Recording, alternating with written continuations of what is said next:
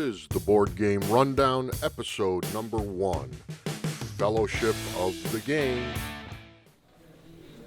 Hey guys, I'm Tim. I'm Spencer. I'm Tyler. And welcome to the Board Game Rundown. So today we're going to start off with a little bit of news in the board game industry, and then we'll bounce through a series of topics, share our thoughts, our feelings, and any ideas we've got. So the first thing I want to talk about today, in the news, it's kind of the biggest thing to hit right now, is the Fantasy Flight layoffs. Specifically, they had started the Fantasy Flight Interactive, which was for they were launching that digital version of the Lord of the Rings card game. Yes. Through Asmodee.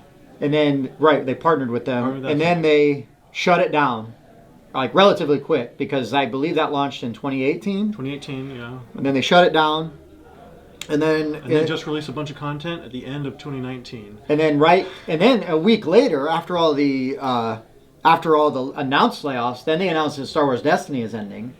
Now, in defense of that, the creator of Star Wars Destiny said that from the beginning he had only had like a limited amount of sets that he was planning on doing, and they've reached that. I believe it was 10. So they're ending at the Worlds, which is like their championship tournament in May. Yeah. But then it's done. They're not going to support. Well, they're not producing any more content for it. There's going to be no more like prize kits and sponsored tourneys. But it's interesting because what does that signify for like some of their other things? Because the Fantasy Flight Interactive also sort of had a hand in with their RPGs.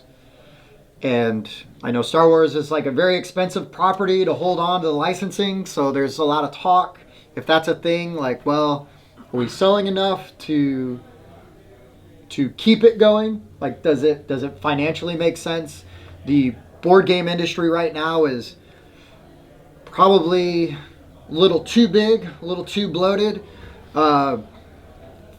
Word on the street from insiders, basically, that they don't expect like a bubble to burst, but they do expect sort of a natural contraction of the market, like fewer releases,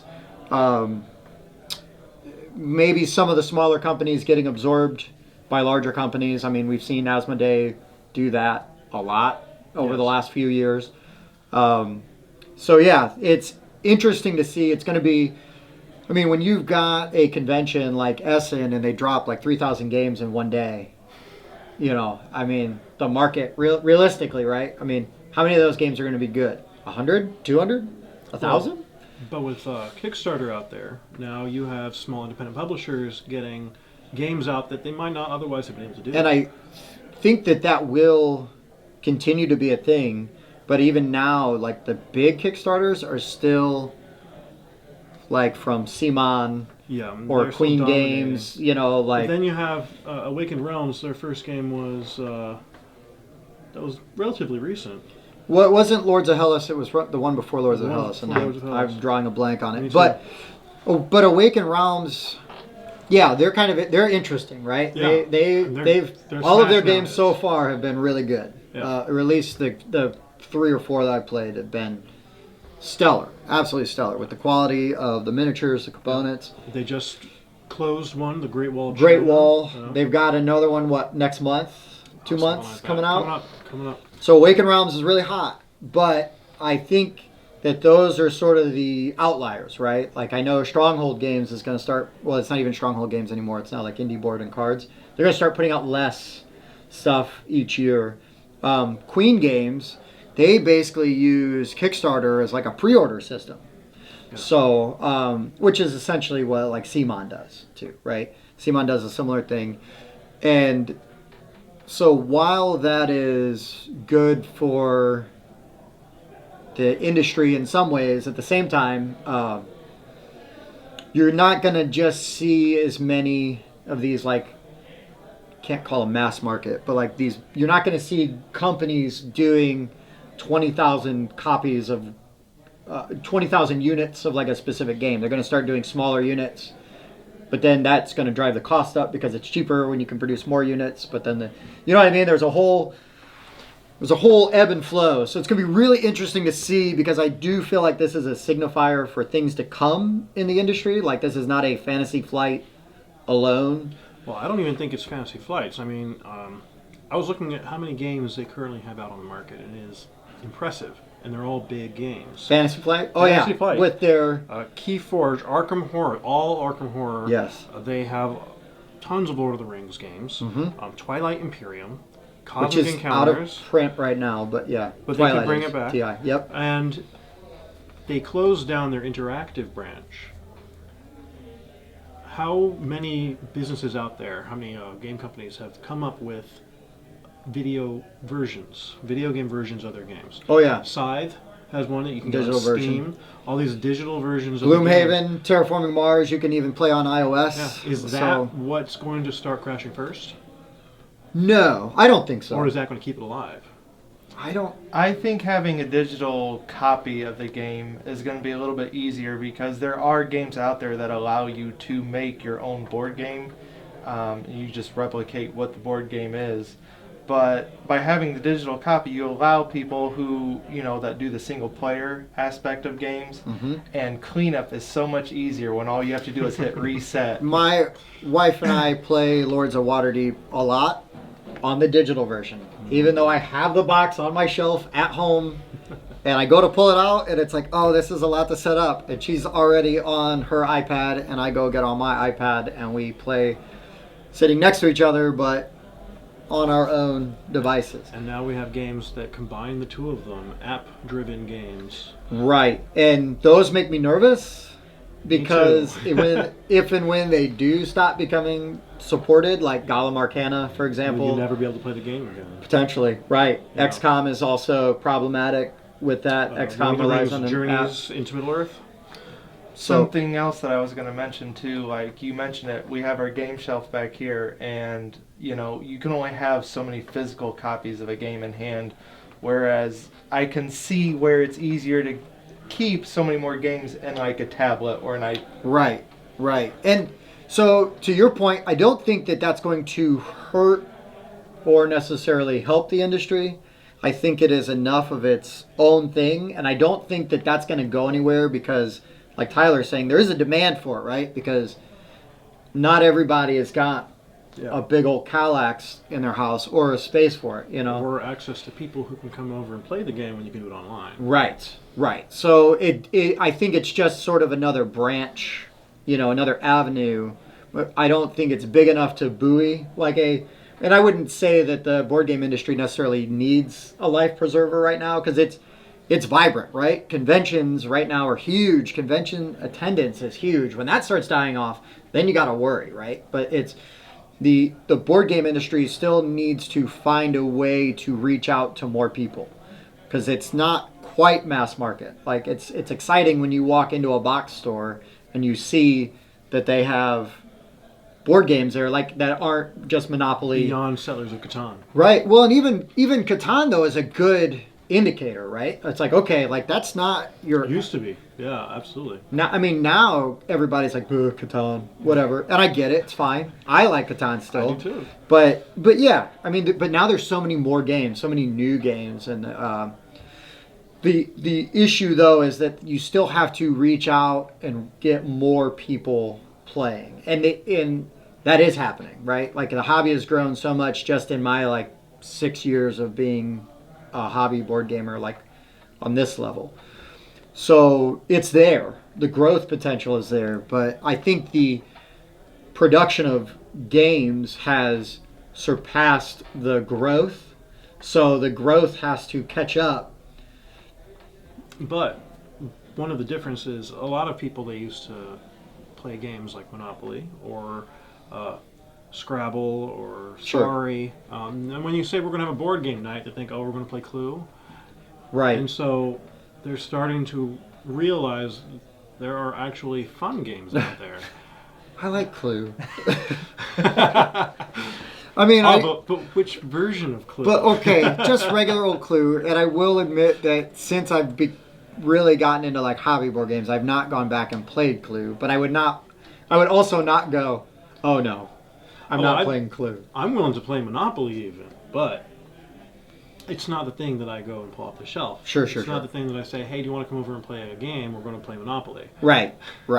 So, all that being said, I think moving forward, it's going to be interesting to see what 2020 brings for the game industry. I think you are going to see a reduction in the amount of games, and you're going to see some companies get absorbed. And I don't think that that's necessarily a bad thing. I think that it is like sort of a healthy retraction, as the way up and down of the, the economic flow of things, right? It's sort of just part of the natural cycle. But I don't think it's like a bubble that's going to pop and then everything is going to go, and then we're going to lose all of our awesome board game creators. But I do think that Fantasy Flight was a little bloated, and now is... They do have their fingers in quite a few pies. Right, and they pay for a lot of licenses. And they do. A lot of licenses, right? Because Lord of the Rings is not cheap. And Star Wars. And Star Wars is the big one. That's the biggest one right now. Yeah. So, but anyway, so moving on. Well, there's one thing I wanted to mention. Oh yeah, no, go for it. So the last event that they're going to have is May 1st through the 3rd in Roseville, Minnesota. It's the World Championship for Star Wars Destiny. Right. And that is basically the last chance you'll ever get to play it, because they will no longer be supporting any of it. Right, so that's your last time you can play it and get prize support. Yes. Right. And also, if you're worried about the Lord of the Rings Adventure card game, they will continue to support the servers. And there's no word on when they will stop supporting the servers, but they, in February, will be closing down any updates, but they will still support the server, and they'll be on PS4, Switch, Xbox One, and Steam. That's not too bad, right? Because no, it's not too bad, because you'll still be able to play it. For probably a couple of years. For a couple of years. And then it's going to go away, which is sad, because if I feel for the people that invested any or a lot of money into those, and then it's like, oh, now I can't play this game. Yeah, and now anymore. A lot of the updates if they've come out are free, because... Right. Which, to Tyler's point, where earlier when he's talking about like it's really nice to have all these digital games, it's like, well, like these games are always supported, Right. So you can't. It's cake and eat it too, right? Like right now we're okay. You can do a lot of that with both, but yeah, I think that I think there's always going to be sort of a constant flux and shifting as long as the industry stays healthy. Like it is right now, and continues to find ways to grow. Like when Gen Con isn't just an insane mess to go to, that's when you got to start worrying that like, oh no, like what's happening. But right now Gen Con is insane. It's really fun and it's really horrible at the same time, just because of all the stuff and the people and everything. But those are all good signs for the gaming industry, on a whole. But anyway, so now that we've beaten that horse to death, Indeed. We had some sad news this week that Spencer wanted to talk about. Yes.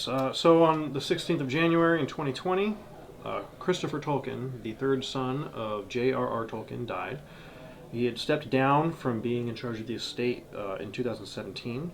So the estate is currently being run by his nephew and his wife. So it's fine. You don't have to worry about people not being able to get the licensing. But it is a sad news. He did a lot for the Lord of the Rings world. Not only did he collect all of the writings of J.R.R. Tolkien and put them together into the Silmarillion, he also made the Unfinished Tales, which is kind of the correction to the Silmarillion once he found even more stuff. He released tons of poems and books. His last book was in 2017 or 18. So considering how much he's contributed to not just that world, but also the genre of fantasy as a whole. Right, so in a way, he was so much more important to the Lord of the Rings legacy than maybe even people realize, right? Yes, yeah. Because he nurtured it. I mean, so he was in charge of the estate once his father passed. 77, yeah. So he's been... So basically any of the games that, if you've played any of the Lord of the Rings games or the movies, right, he has basically given the blessing and... Yep. And even The Hobbit was written with him as the intended audience. Oh, nice. So there you go. So I just wanted to see what are your guys' favorite board games that are in that IP? Oh. There are so many. War of the Ring. I mean, War of the Ring's the easy one. War of the Rings is an easy one. Hunt for the Ring. Before I was like really a tabletop gamer in this sense, I had the Lord of the Rings Risk, where And you know, it's in addition to that, just being a fan of the movies. You know what I mean, and the lore and the books and just everything that they, even the animated movies. You know, from my childhood to age myself. Yeah. Right. Oh, no, I watched them too. One of my favorite authors, Peter S. Beagle, did the screenwriting for the Lord of the Rings animated feature. So there you go. And he also did the foreword to the books. Oh, nice. Yeah. Nice. So it's a huge influence, right? It's like, in a way, thanks to Peter Jackson's movies, right? They kind of have even seen like a resurgence, you know, in modern culture. And then on top of that, then the board gaming industry grabs onto it like they do any really good IP and start cranking out a bunch of games. Almost all of the ones that I've been exposed to have been pretty good, though. It's not like the Cthulhu mythos where there's just some stuff that's... Cthulhu's just like duct taped on the side of the box, and it's like, yes, this is a Cthulhu game. Like the Lord of the Rings games all seem pretty solid. The estate is very particular about giving out their IP. So, what's your favorite one? I have a soft spot for one that is a terrible one. Uh-oh. It was 1985. It's called Riddle of the Ring. But it's because that old game I grew up with. It's one of the reasons I have always been a board game. It's like some kids, when you're a kid and you watch like this movie, that then you go back and watch as an adult, and you're like, oh, how did I like this? Exactly. You know, I bought a copy of Riddle of the Ring, and I played it with my brother, and he was awestruck that I found a copy. Sure. And we played it, and we're like, oh wow, this game is terrible. The map doesn't even look right. Nice. But we had a kick out of playing it anyway because of the nostalgia. That's all that matters. Yeah. And that's something great that we can still take away from this with board games in general, is that, you know, you find a group of friends, you sit down, you take something like Lord of the Rings or Star Wars or, you know, something else, and you just sit there and you can enjoy it, even if it is a bad game. Like, you know, you'd like to find a great game, but bad game you can still have fun with. And right? sometimes there's like fellowship in how horrible a game is, right? It's like Absolutely. watching a bad movie and you're like, oh, this is terrible. Guys, wait until you see how awful this is and you start doing whatever, you know. So yeah, there is a lot. You're right. That's the awesome thing about the board game community, is that it reaches out through either IPs like Lord of the Rings or Star Wars or comic books, right? And it's just another avenue, like another reason to get together. Like, we are friends first because of board games. Yeah. And then it's like, oh, and we've got all these other interests and things we like to do. That's how we met. And talk about. Right. We met at a board game shop to do a tournament. Yeah. We met because your cousin brought you over to play games with us. Right. So, I mean, like, specifically for board game stuff. And that's why IPs are so important. Like, if you've got really good ones, really solid ones, and that's why they need really good gatekeepers, right? Because you get 2 bad Lord of the Rings games in a row, it could, all of a sudden, people just stop looking at them. Yeah, that's You true. know, and stop I don't know, last one's kind of stunk. Like, why would I want another one of those, right? I mean, you throw a rock and you could throw a rock and hit a bad Cthulhu Mythos space game. Yeah. And there's a ton of really awesome ones. And I'm a sucker for the genre, full disclosure, right? But I will also be the first one to admit, Not all of them. no, not all that glitters is gold. But, so anyways, it's really sad to hear. Like you said, I hope that the estate, they continue sort of the good efforts, the good decisions, you know, that they've been making. And Well, they have released a new series that's going to be pre-Fellowship of the Ring. okay. So it's going to have all new content. I'm curious to see how much of that was taken from the other writings. From I was going to say, who authored that? I don't know. Okay. I'll have to look into that. So I'll have to watch. Yeah. And then I'm sure there will be board game spin-offs. Yeah, they're from Fantasy Very Flight or well. somebody Very else well. afterwards, right? Yes.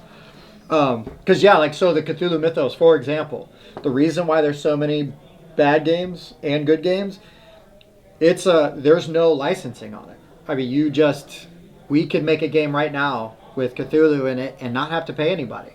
So, you know, there's no estate managing it, you know, or anything like that. So it's important. It's important to have a good leadership and guidance. And just as an example of the fact that they do care, it was relatively recently the estate actually sued the movie makers because they hadn't seen a penny.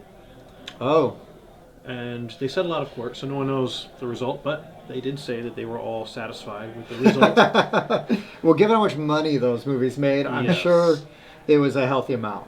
But that does show that the estate is active and the estate Right. actually cares about Right. it. Now, Those- granted, Christopher Tolkien hated the movies. But what I can you liked 'em, say? but We whatever. like them, and Well, I didn't what like can the you say? Hobbit one so much, but this isn't a movie show, so it's a board game show. So let's stay on track. I So don't think there's a Hobbit board game, is there? I don't know. I don't think so. Sounds Was like we Riddle need of the to- Ring? Would Riddle of the Ring? Riddle of the Rings was particularly Fellowship, the whole Lord of the Rings trilogy. Oh, okay. I You thought were maybe you taking were the like ring going with down Gollum, to trying Mordor. to riddle with him too.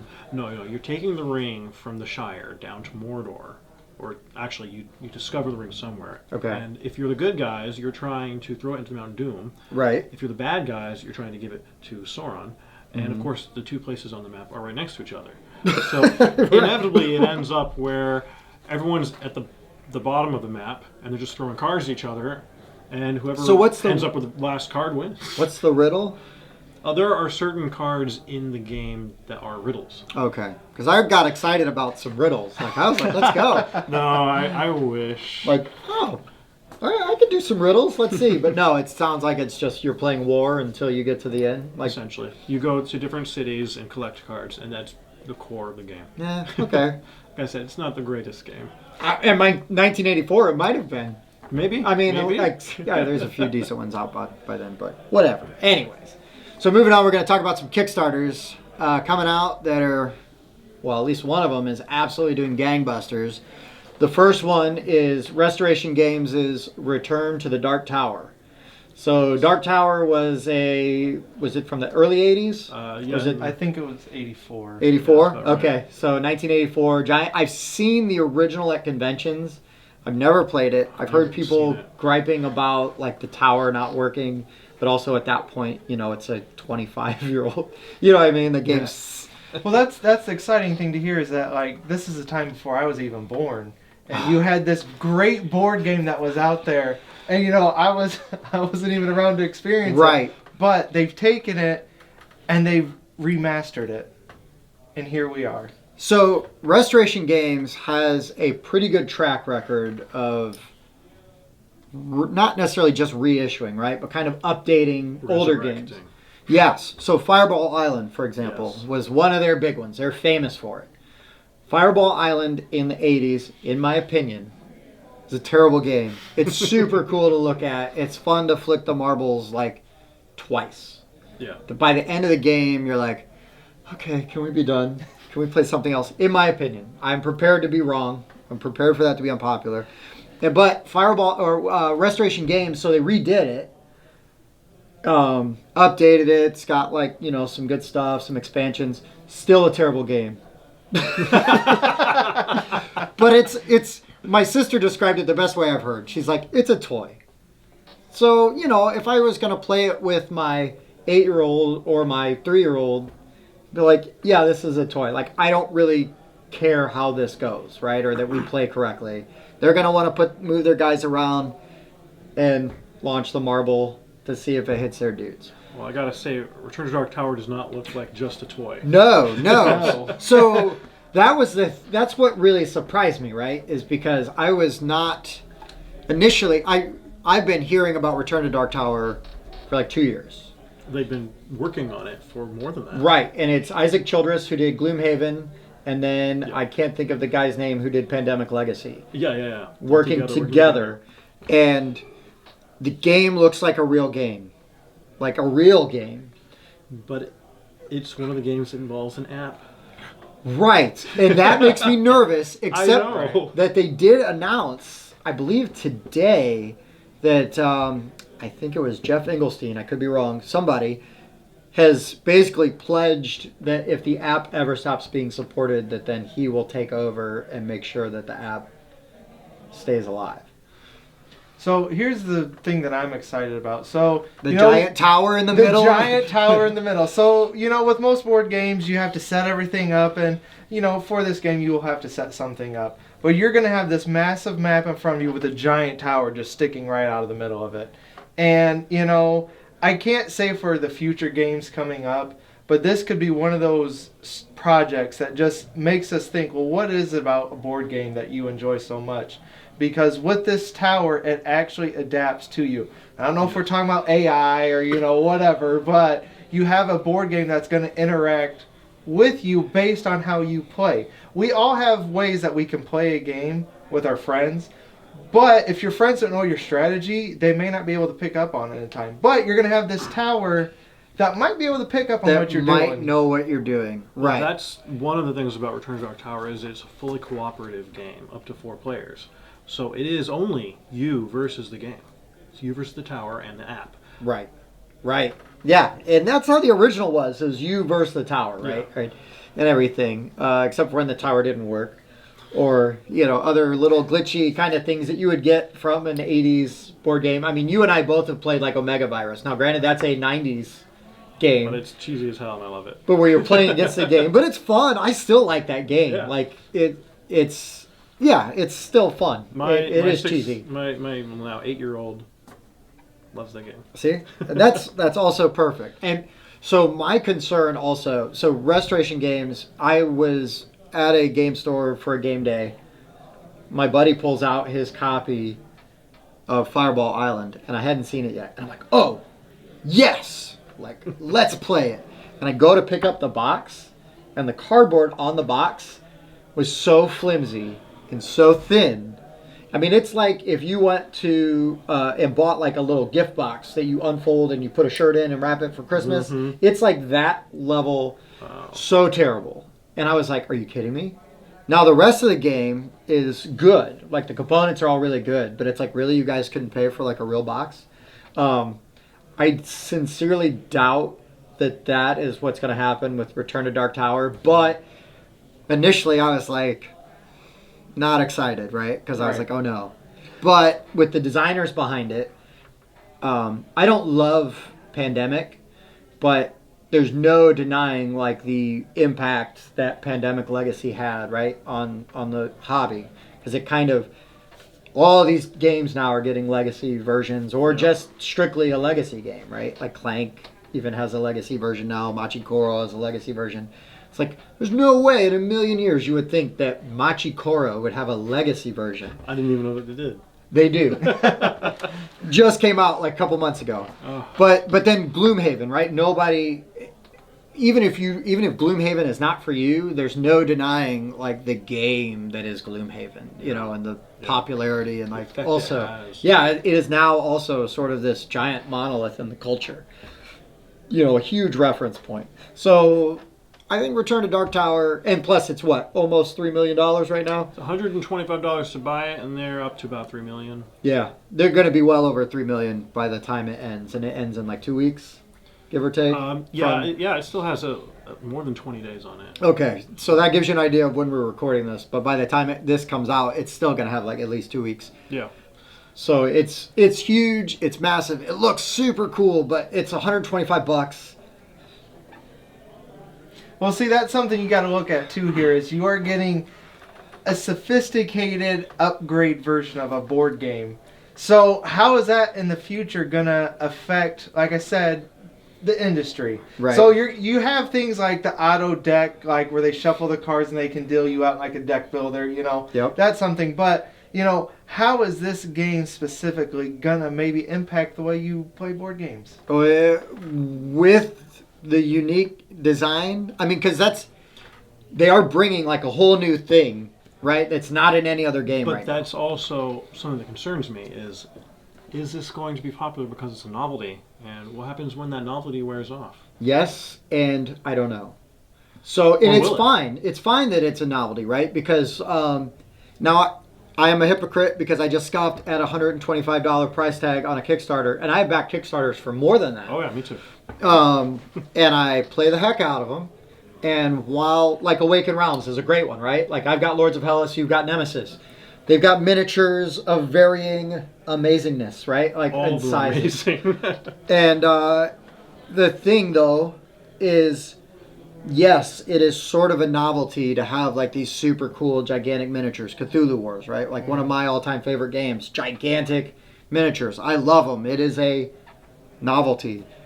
But for me, in that game specifically, and even Lords of Hellas and Nemesis, right? There's so much game in there. There is. There's so much game in there. You could put that down and come back and play again later, right? And not everybody is gonna love that game, but I know if I said, hey guys, I'm gonna play Cthulhu Wars, I need 5 people next weekend, I'm gonna have 8 people asking me to play.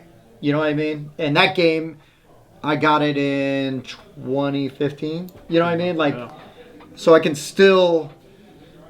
I think that Return to Dark Tower, assuming that you change the batteries in the tower, will probably, because it is so unique, unless it just is completely terrible, because I think that's what's going to have to happen, is it's going to have to just be bad.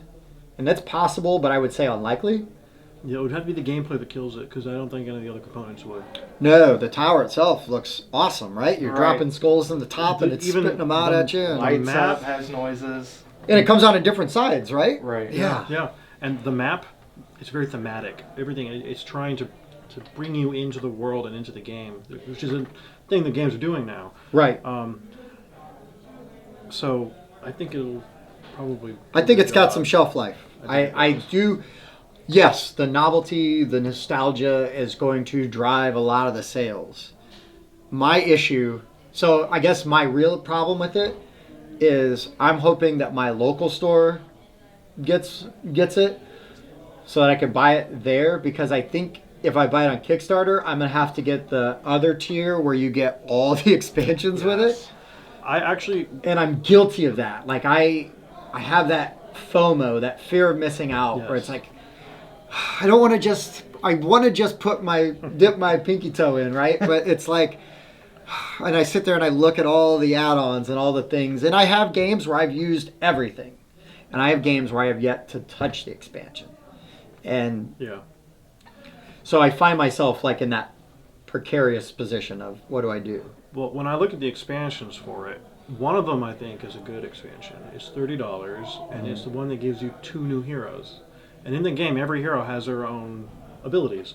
So having access to 2 new heroes could very dramatically change the gameplay, give it much more shelf life. So I think, yeah, I would go for that one. The other expansion seems to just be for miniatures. I didn't seem...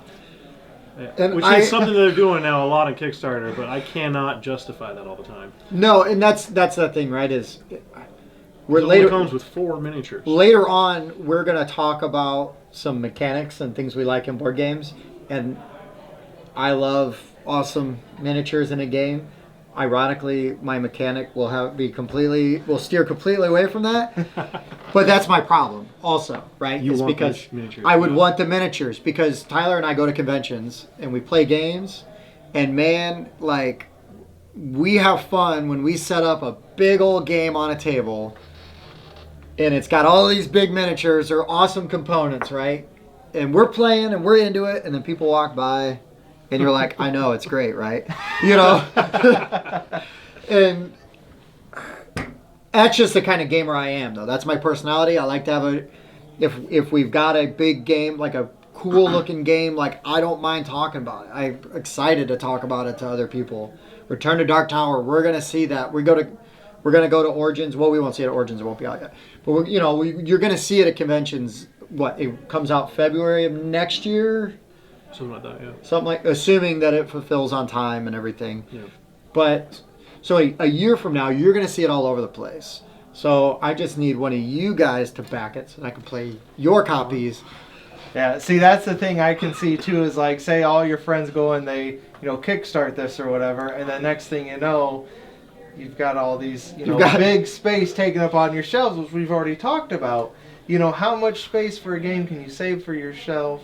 And at the same time, like, I'm excited a little bit because we are introducing, and when I say we, they are introducing a new component, and that will drive up how much you have to pay to kickstart something.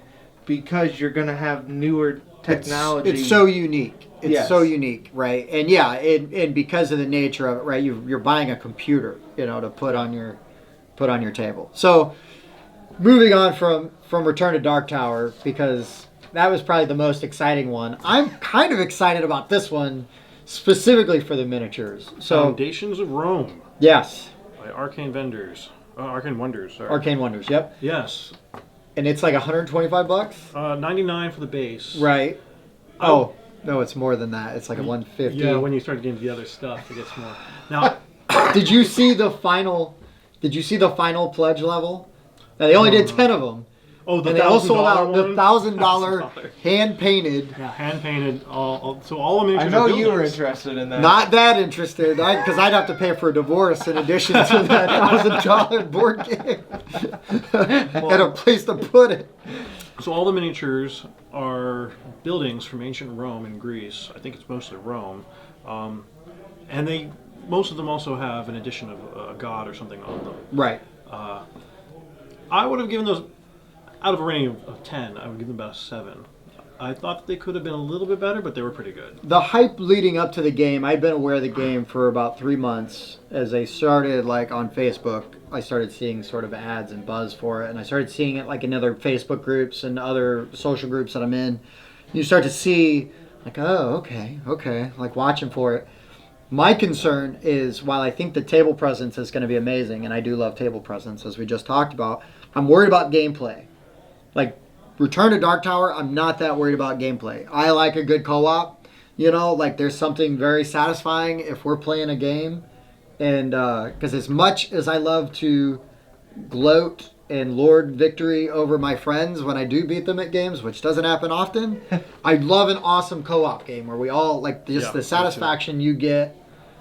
So that's why Return to Dark Tower, I think that's another positive thing for it, in my opinion. Some people hate co-ops. But Foundations of Rome, I'm a little worried about the gameplay. I'm not. Okay. Emerson Matsuuchi is the guy who's making it. He did all the Century Road games. They're all good. They're all good. And so he's somewhat of a veteran in this field. I think he's got it. I watched a few gameplays of it. I'm not so worried about gameplay. I actually don't think it has the table presence. But You don't think it's enough? Of course, the ones I watched were beta The versions. prototypes, right? The prototypes. So I Right. don't know.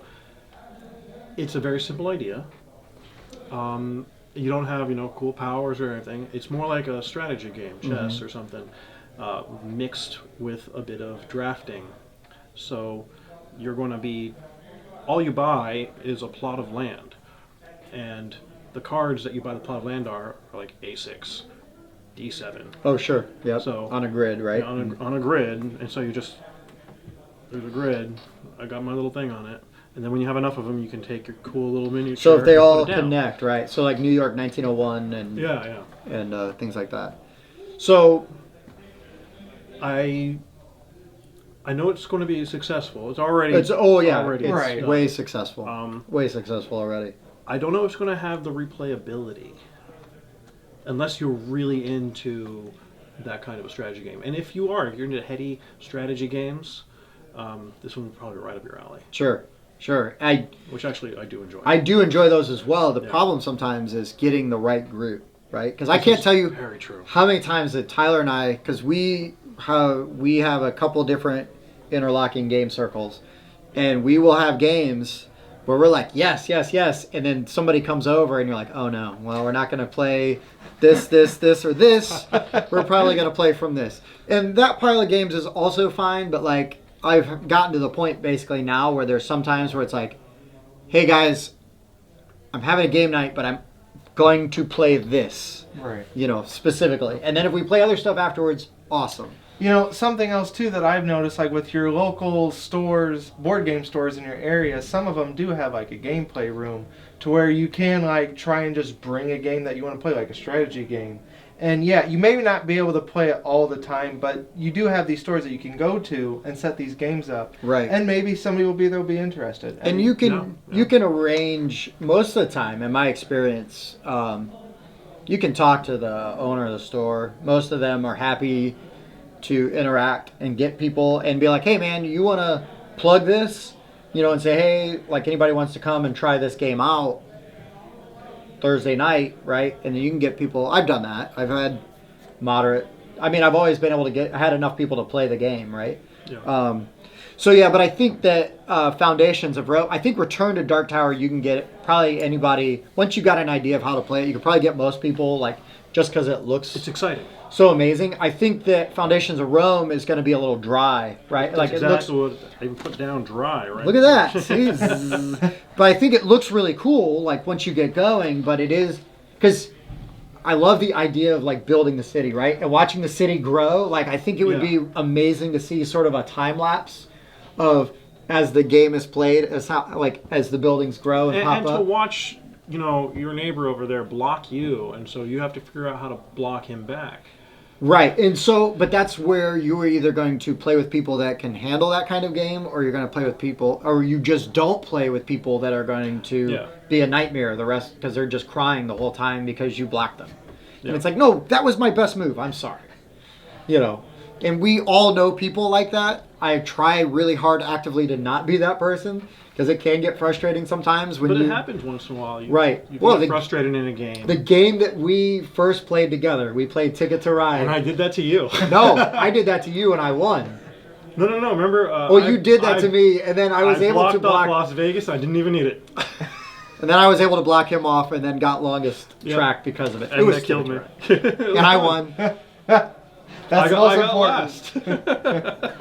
Hey, if I recall correctly, your daughter still got a prize. She got to pick out a game as a prize, so she was happy. But no, I think we're both winners, because that's how we met. Absolutely, but it was a good time, man. It was a good time. But that's, like, again, the awesome thing about the industry, the hobby, right? So Foundations of Rome could be dry, could be amazing, right? Especially if you're playing with the right people. And I am a huge history buff, Rome especially. Right, so it could be... I personally love the idea. And so you get Return to Dark Tower, you get Foundations, and I'll get the Apex. Apex is the next one on our list. Apex Theropod. Apex Collected Edition. It is interesting. I like to think of it as evolution plus dinosaurs.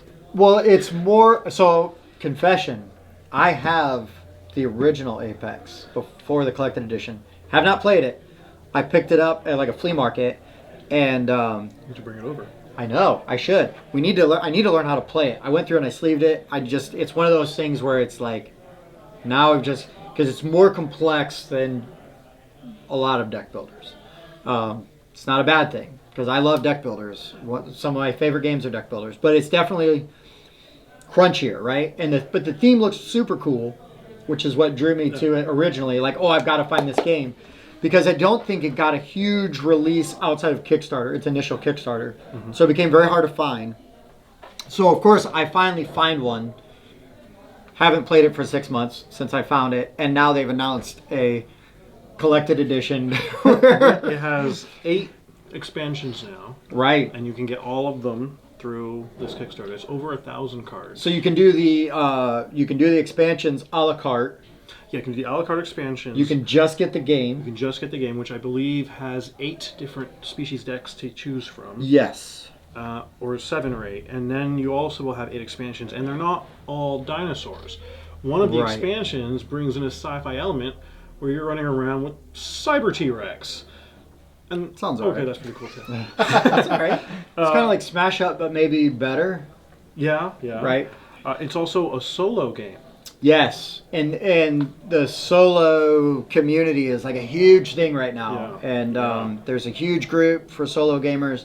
As a father of 2 young children, sometimes solo gaming is my only option, and sometimes that's barely an option, because it's like between them and the cats, it's like, get off of my game, get out of the way. I have to leave mine set up on the table in the basement so I can come back to it. Right, when I have time. right. As you go put out a fire and then come back and exactly. So it's designed and drawn by an artist, not technically drawn, it's digital artist, Herschel Hoffmeyer. And if you are a dinosaur nut like I am, he is a professional artist for dinosaur books. Oh, right on. And but interestingly enough, they do acknowledge that they're not all like the actual Yes. specific representations, which is fine. It's not all scientifically accurate, but what they did try to do is go back and say, they used to think this, so we're going to throw it into the game. Sure. Like a brontosaurus versus a brachiosaur or whatever, right? There's some dinosaurs that actually don't exist. I don't know, but it'd be cool if they had the original iguanodon with the thing on its nose. Oh, yeah. You never know. I guess we'll have to also- bust out my copy and see what we can find. I'm also stoked because it's not just, well, it's only theropods, so if you know anything about dinosaurs, it's two-legged dinosaurs that are meat eaters. Right. But it's not just T-Rex and Allosaurus. They've got some that people have never heard of. Even better. Giganotosaurus. Nope. Yeah. Nope. I probably couldn't even repeat that word back to you. Suchomimus? Yeah, there are all sorts of really cool ones in I this. think you can take a pill for that and it'll clear it up.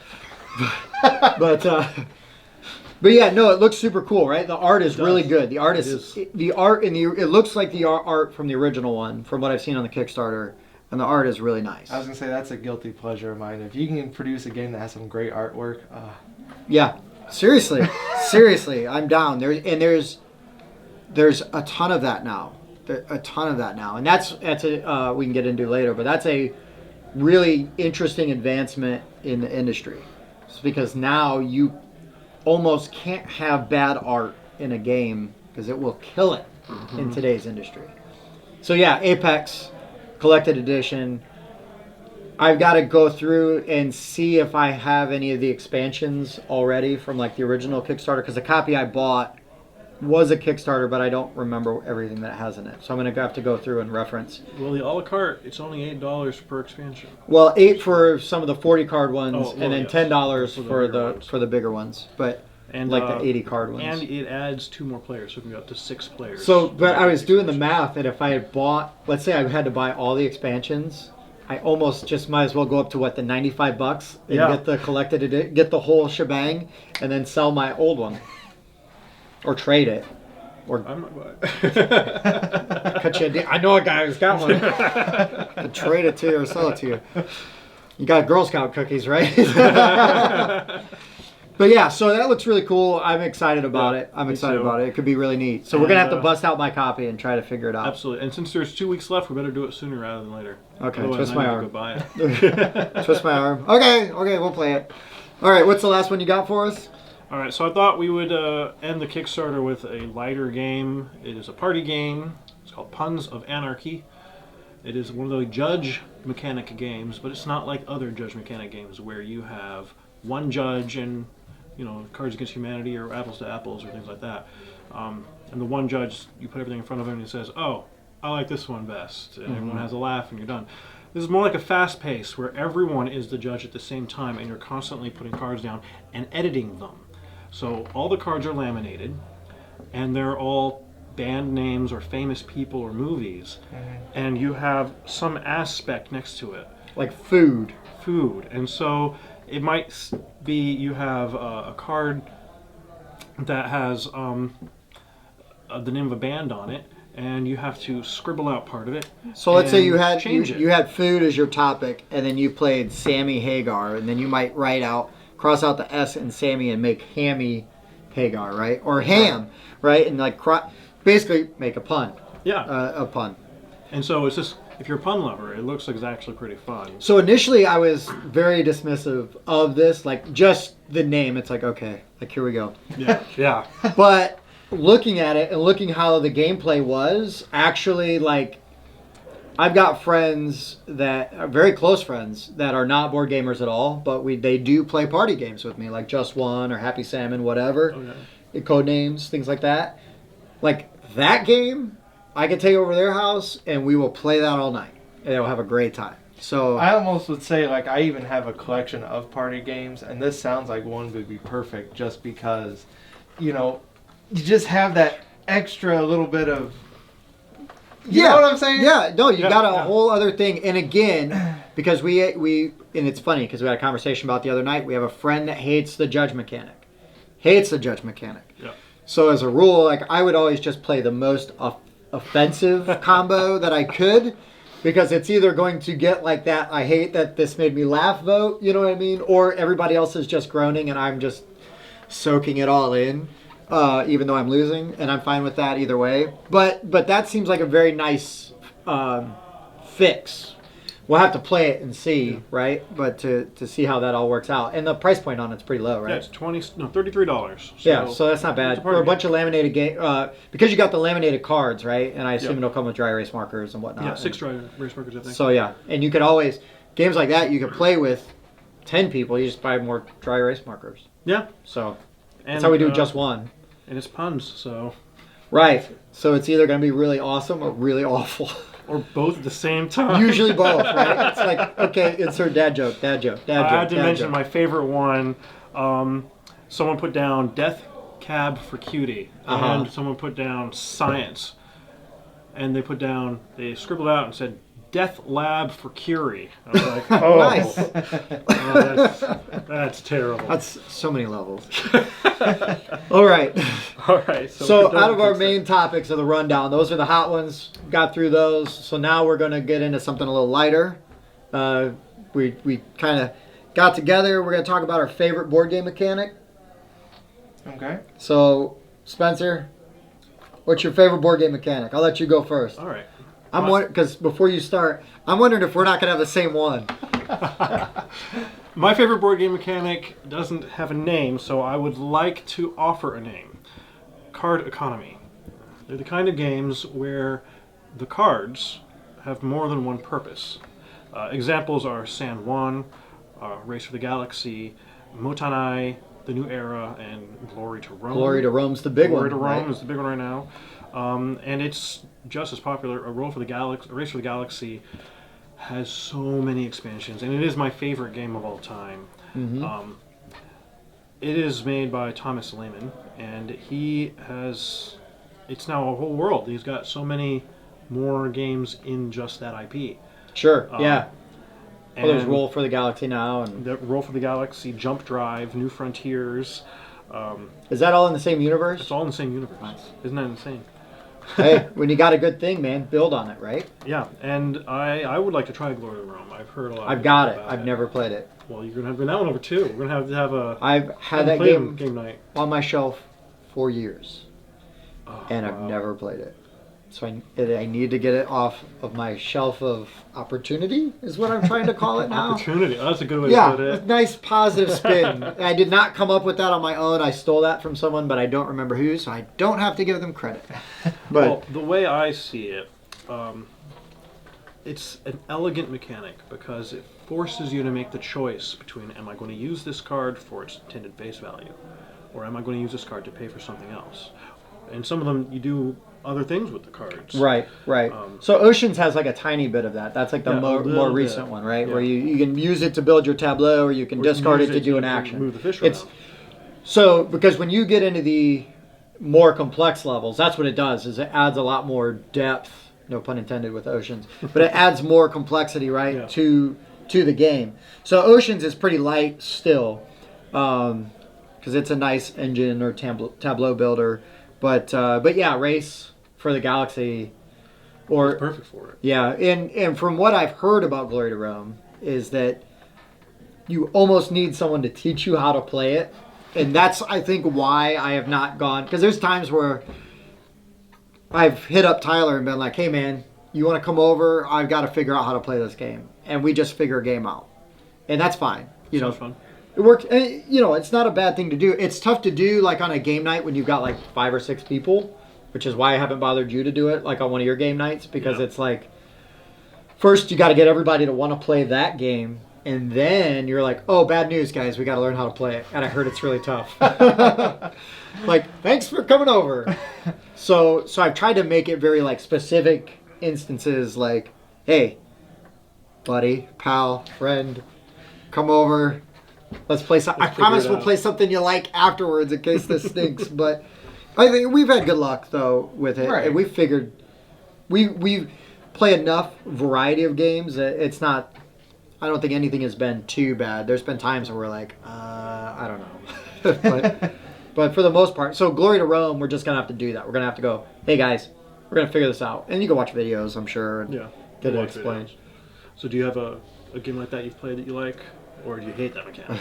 Well, like Tim was bringing up about the oceans thing, I did enjoy it. The only thing is, like, okay, so I usually play games with Tim, but I'm playing with Tim to, like, get inside his head and think about what card would Tim need. And that's kind of like just how I play the game. I go like, Tim's going to want this card. I need it. I can't let him have it. And it may affect me, But, like, I would buy cards that would prevent Tim from doing a certain action, which, that might be kind of our rivalry that we might have amongst ourselves. Might be. But, like, I enjoy the game a little bit better with having that kind of component. And, I mean, there's other games out there, but, like, we were just talking about the oceans. Right. He would have something that was going for him, and he's hate drafting. Yeah, what he's doing. Yeah, I'm a hate drafter. And you go, oh, look at this card you wanted. I'm going to use it to move a fish. Yeah. No, that would be great on my species, and you're just throwing it away, and you're like, yes, I am. Yes. No, but yeah, so I think I wonder if there is a name for that mechanic. I don't know. I haven't been able to find one for it. But that's a really good mechanic when used well, because it does add so much more crunchiness, right, to the game. I mean, San Juan is a simplified version of that mechanic. Right. It's based off of the Puerto Rico board game. And there's a card in that game called the Chapel.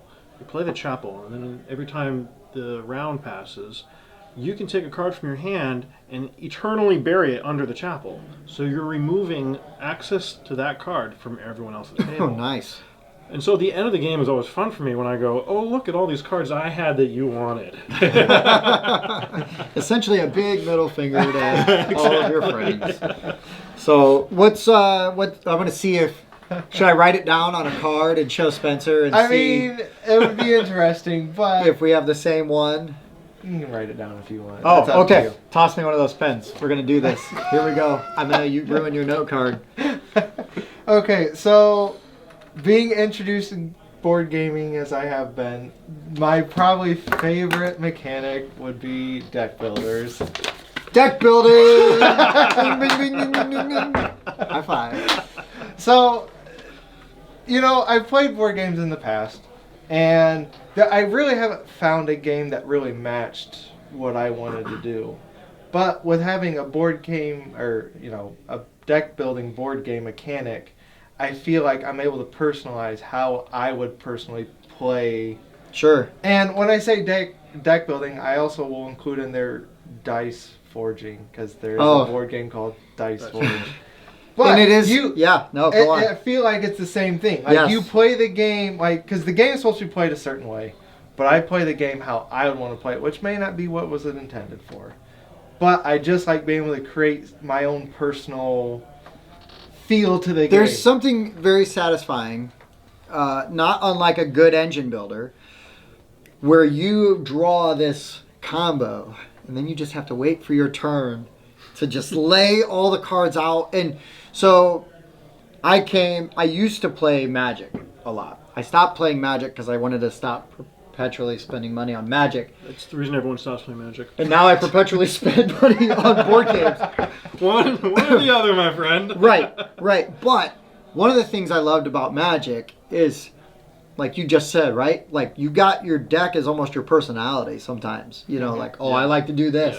Yeah. And we play deck builders a lot together. Just because we love them, right? We play the same one and it over and over and over and over, the same couple, really. And it doesn't matter that we've played it 100 times because we just like playing it.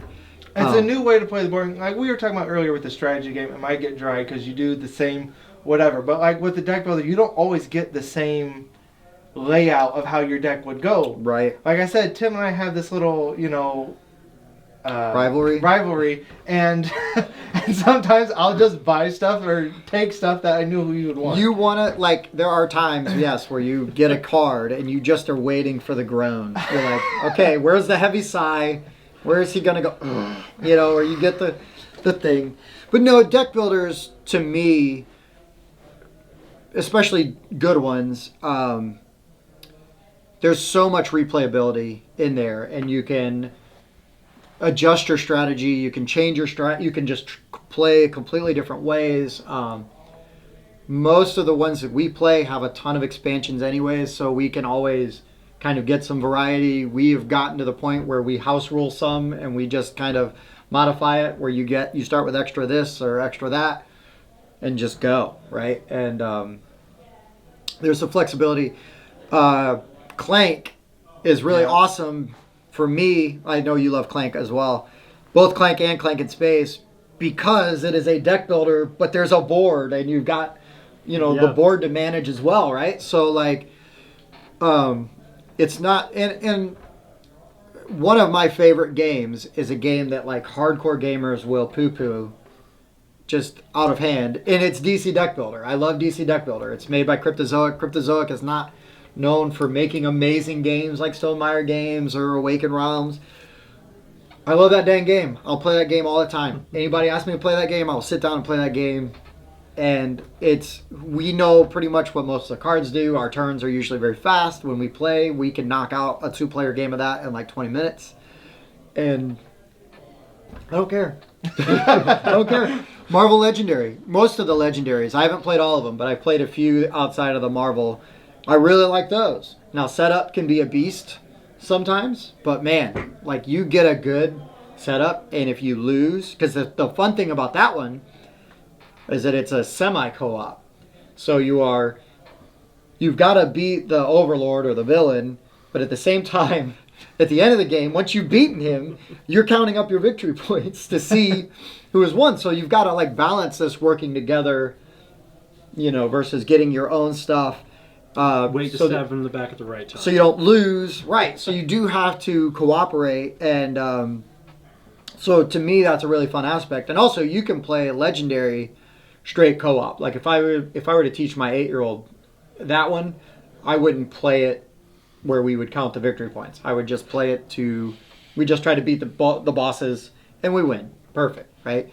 And so for me, that kind of gives it like that tiny little tweak where you're not really changing any of the rules, but I can still have a different experience with my kid, but then I can play with my buddies and kind of have where it's okay to be a little more competitive, and really try to go after each other. Or if we've got friends that don't want to play it that way, we can play it straight co-op as well. So deck building is one of my favorites. And Clank, like I said, Clank is amazing. Concordia has a deck building aspect. It does. And Concordia will evergreen be like one of my top 5 games. I love Concordia so much, which is really funny because anybody that knows me and sees my board game collection sees all these games with gigantic miniatures and chucking dice and area control and everything. It's basically a card and game. I love all of those games so much, but if you're going to ask me what my favorite, like some of my favorite games are, I'm going to talk about some other ones first. And like Concordia has no, they've got like decent little wood components, but it's not like a big flashy, game or anything. So it's kind of an interesting, I guess I'm an omnivore, like when it comes to games, because I really love most games. I like a lot of games I play. There's very few that I don't like. Yeah. Interesting enough, like Dice Forge, right? Yeah. The die building mechanic on that made my head explode. First time I played, I was like, "What? This is amazing." I hope to see more dice, not forging, because that's the name of the game. Yeah, dice. Yeah. I have one called Kapow. Unfortunately, it's a 2-player game unless you get a second one, and then you can make it a 4-player game. Okay. Right. So I've only been able to make it hit the table maybe 2 or 3 times, but it's a game where you have 2 kinds of dice. You have the one where you're forging the die as you go, and then there's colored dice, which are just normal dice. Mm-hmm. And as you go through the game, you're rolling dice to attack your opponent by basically selecting from this menu of moves you can make. Right. I think it's pretty fun, but I'll have to play that. Hard to get it. Yeah, I'd love to play it with you. It's just a matter of only 2 people being there. It's a 2-player game. If you thought one person was hard, try and get 2. Yeah. I don't have the problem a lot of gamers have where they can't get a large group over. I can say, hey guys, we're going to have a game night, and I can get 6 people over, no problem. Which means if I say, hey guys, I want to have a game night, and I want to play a 2-player game, I then have to have another group that splits off to play a different game. And we've done that. And I'm always fine with that. I know sometimes it's, it's nice when you can have everybody all in the same game. And sometimes then you've got like 5 people that want to play a 4-player game. And it's like, well, I guess... Can we do that? I guess I'll go over here and play this game, but you're like the whole time looking over at the other game that's happening. But, because that can't happen. The problem is the 2 players is almost too small. Yeah. Yeah, it's like you have to just go, hey man, you want to come over and play this game specifically? Yep. And I've had a stack of games sometimes, and Tyler and I are going through them, and it's like 3-player, 3-player, 3-player, 3-player. I think 3 is the hardest. And 3 is really tough. I mean, now and the Catan specifically are really tough because it's 3 to 4. So unless you have like an expansion that gives you like a 5 to 6 player thing.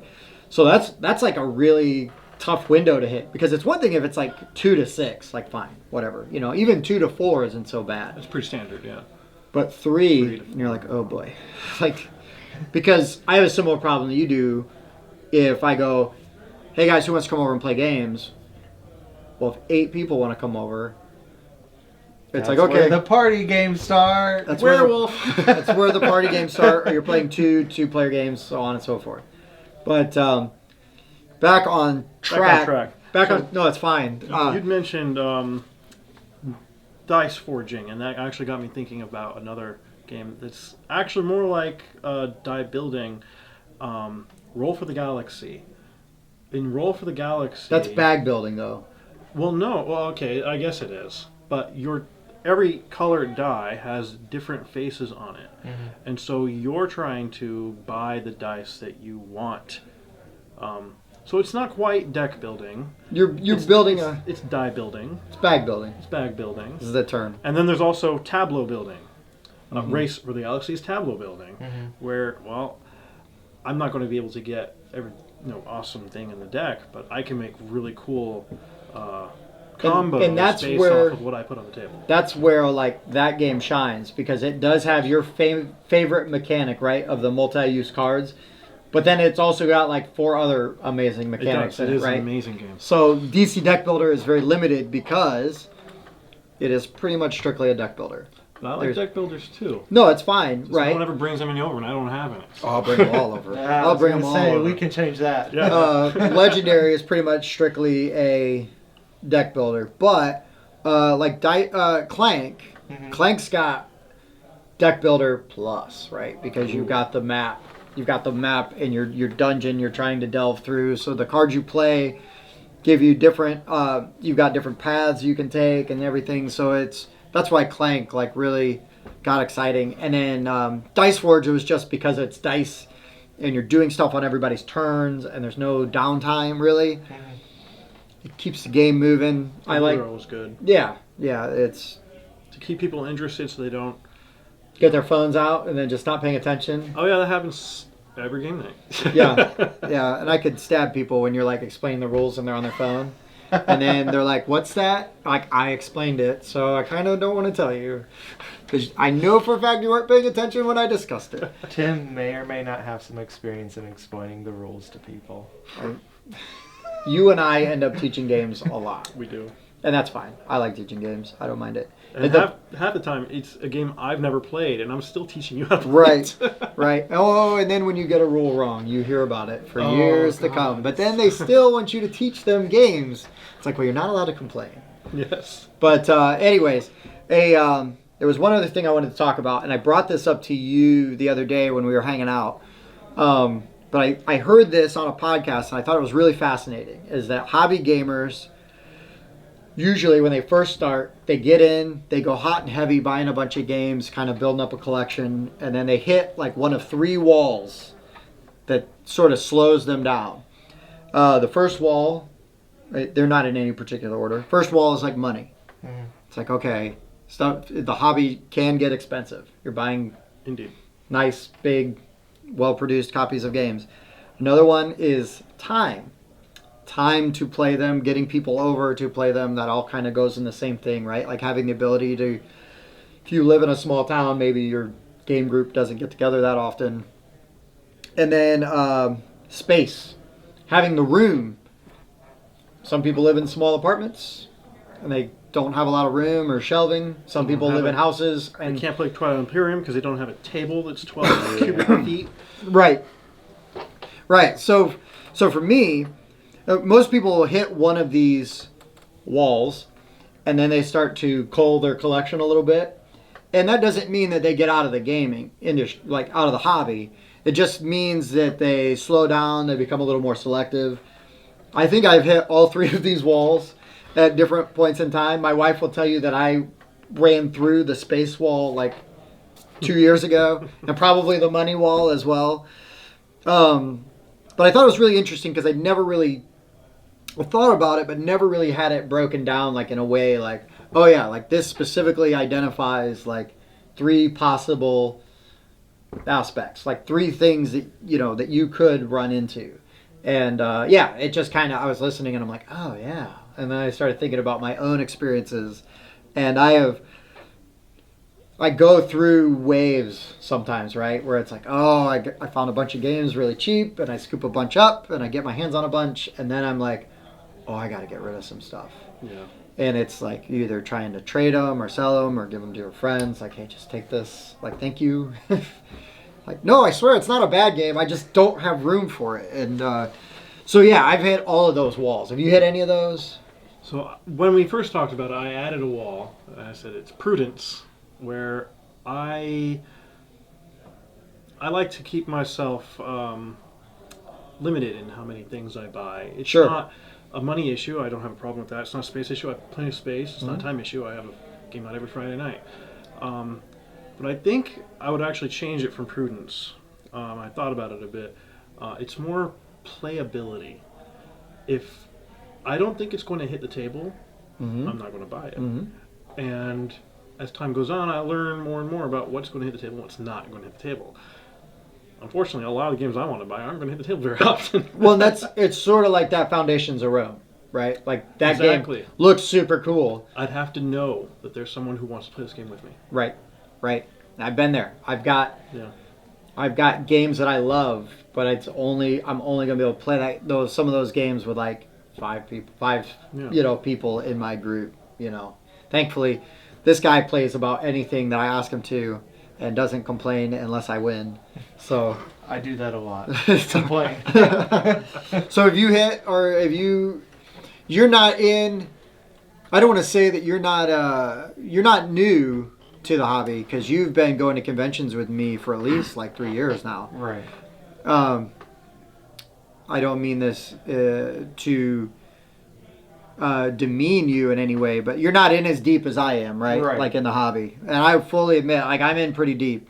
And that's fine. I'm self-aware, right?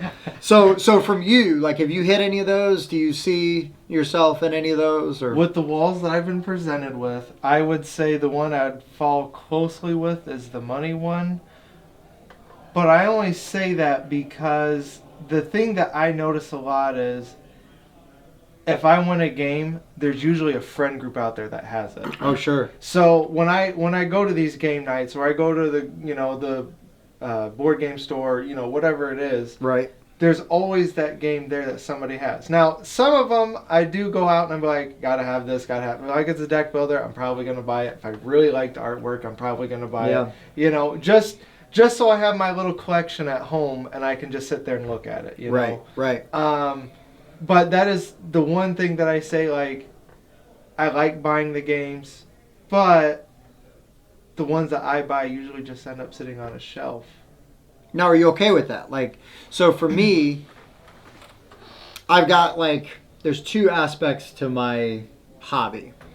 Is I want to play all of my games. I don't own any game that I don't want to play. My problem is that I own too many. But some of that is because I like the collecting aspect of it also, right? So I've got some rare games that I'm very happy to have in my collection. Like that Apex Theropod deck builder game, right? That was a very rare game. Now it's awesome that this new one's coming out, because now that there's going to be buzz around it, it's going to be easier to get my copy played. It's going to be easier to, to get it to the table. Awesome. Like, I'm great with that. So sometimes I do sort of reach maybe more out of the zone of like, this is going to be harder to get played, but man, like it's kind of a grail game, right? Like a game that I really want to have in my collection. And I've got games that I specifically keep on my shelf that's like out because I want those games. Like I like to just look at my game shelf sometimes and go, oh yes, like I really like that. You know, I like that. It's just as a collector, right? And then I've got games that I've got down, you know, like in the basement on a shelf, like I've got bookshelves in the basement. I've got a bunch of like the overflow games. And every once in a while, though, I got to go through those and go, okay, like this is either going to go up on the shelf, like upstairs for a little bit, and like I'm going to try to get it played, or I got to rehome it. You know, I got to find a new place for it. And I've been getting better about going through and actively trying to trade games, or even start to just go like to friends and be like, or my nephews like who are starting to get into games and be like, here you go, like. I will come over and teach you how to play this. The rule is don't give it to your friends, don't lose it, don't trash it. Yeah. But yeah, so it's so what I was going to bring up is, so I've heard of people that make a list and, you know, they say I've played this board game, you know, this amount of times, or I've even played it at all this year. So for me, when I think about putting money into my hobby, which it is a hobby, I try and think to myself, is this something that I'm going to want to play once? Am I going to want to play it every single time I'm with people? Just say like, hey, this game is something I absolutely want to play. And that's kind of where I've got my collection at. Sure. That I do have family that, you know, family get-togethers and like party games and stuff like that. So I do keep a collection of that as well. And I have invested into that just so that way I can have. Sure. But those are usually all relatively cheap. Right. And I look at the games and justify, because what I would call a real board game versus a mass market game, right? Yeah. So you get a copy of Monopoly, they're dirt cheap, whatever. You can buy them anywhere. Just a reskin, they put, you know, different names. Any copy of Monopoly, right? It doesn't matter. You can get one dirt cheap and it's fine. And so let's say you spend $10 on a game and you play it once with 4 people. Did you get $10 worth? Like if 4 people were to go to the movies, right? You're going to spend more than $10. Now, granted, you paid for everybody's movie tickets because you bought the game. Right. But like I've spent over $100 on a game. Now, one of them that I've done, I get played 15, 20 times a year, and it's always a big ordeal, and I always have an awesome time doing it. So happy I spent that money to do it, right? But if you drop over $100, sometimes, man, you're like, I blew $50 on this thing and I haven't even played it yet, and that's kind of a bummer sometimes. Yeah. You know, but I do feel like if you can, it's like party games, right? I got a handful of them. You keep them around because, you know, I'm hanging out with people that aren't gamers, but they want to, have a beverage and play a couple games, and it's like, oh, these are perfect, right? And then if they are interested in playing anything like deeper or heavier later on, you're like, hey man, like we're doing this if you want to come over and play, right? But I do justify things in my collection also by going, if it's not just like, oh no, this game is so rare, like if I let it out of my collection, I may never see it back. You know, I may never see it again. And then you have to just kind of come to terms with that. Well, I do. That's a me problem. But there are games where it's like, no, I get that played like all the time. Like I don't want to let it go. And there's plenty of games where I've gotten more than my money's worth. DC Deck Builder. I had to sleeve it because I was going to wear it out and I was going to have to buy a new copy. And I would have. Right. Like if the cards had gotten really bad. Because I play it so much. That's fine. I'm going to have to sleeve my copy of Nemesis, I'm thinking, because, I mean, I only get that to hit the table maybe once a month, but it's enough.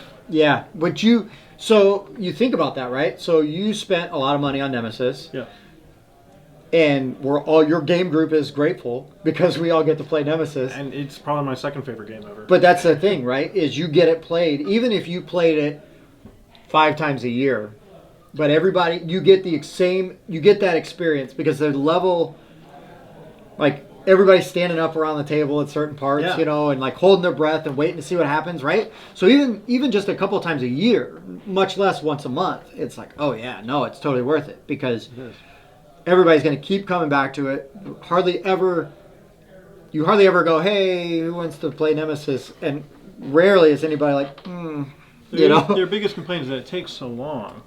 I'm like, well, yeah, if you guys learn how to make your turns, you know, less than half an hour. Right. Oh, No, I will go around with a riding crop and whack people if they take their turn. The nice thing about Nemesis is that it's so thematic. It is so intense. Right. Every time you play it, it is an experience. And it's not something you're going to get with games every time. But games don't have an expiration date. So Right. if I have a copy I bought for $80, way more than it's worth, of Riddle of the Ring. Right, sure. I played it once or twice with my brother. It's not going anywhere. Right. I can play it again. My child is currently 8. I have a son who's 3, and as they get older, I'll have all these games I can play with them. Exactly. So, And there's in some games, right? Like that one specifically, there's a nostalgia value Yeah. attached to it, Yeah. right? So I'm guilty of that. There's things that are based on IPs that I loved growing up, or like experiences that I had with either like my dad or, you know, like someone in my family, or even just some close friends. And it's like, I'm never going to let this game go because even if I never play it again, I cherish it for what it represents, you know? one of my favorite games, 1987 copy of Arkham Horror, the Nice. original game, and it's because that's the game that my sister really introduced us to everything on. I said it was Riddle of the Ring, but really it was Arkham Horror. Sure. That really got you in and got you really going. got me in and got me going, and part of that was because she got us into it way too young, and so we couldn't handle losing and stuff like that. So we weren't allowed to play it until we got older. So it's sitting there taunting us. Forbidden fruit. Forbidden fruit. But it was still there when we got older. Right. And Yeah, so no, I it's- played it, and you know, after you play it when you're older, you're like, oh yeah, this was fun once. Right. You know what though? But the nostalgia is there, and I still want to play it again. Absolutely. Well, I had second edition Arkham Horror and played it a couple times. I really like the game. It takes a long time. Yes. I've got a third edition I haven't played yet. But I've heard it's a little more streamlined. So fingers crossed. But I also am a sucker for the H.P. Lovecraft, like the mythos, the Cthulhu vibe. Well, original Arkham Horror is nothing like the remakes. Okay. Nothing, not at all. Sure. So yeah, I haven't played first edition, but Maybe if I can get my sister to visit, she can bring it. and then we'll all just put on our helmets and just be ready for a rough experience. But yeah, so as a collector, I've hit those walls a bunch of different times. Prudence is awesome. Like, I think that lifestyle choice is, obviously, it's a very good one, right? It's a very healthy one. There was, not that long ago, there was a whole trend about cleaning everything out. You know, there's and minimizing things. And I could never do it because, I mean, I guess if you held a gun to my head, I could pick 10 games like I could keep and have to get rid of the rest. But really, man, like, I would end up replacing stuff because I want it. You know, I want to have it. I like having people over and playing my games. I like, even if I don't get to play them with other people, like loaning people game, you know, play this game, please. I just like doing that. That is a fulfilling part of the hobby for me, right? But Getting other people into it. right, you know, I'll be your dealer. You know, but yeah, no, it's just something I like. But I've made so many friends. I've made so many friends through different aspects of gaming, whether they were role-playing games, Magic cards, you know, board games, especially present company included.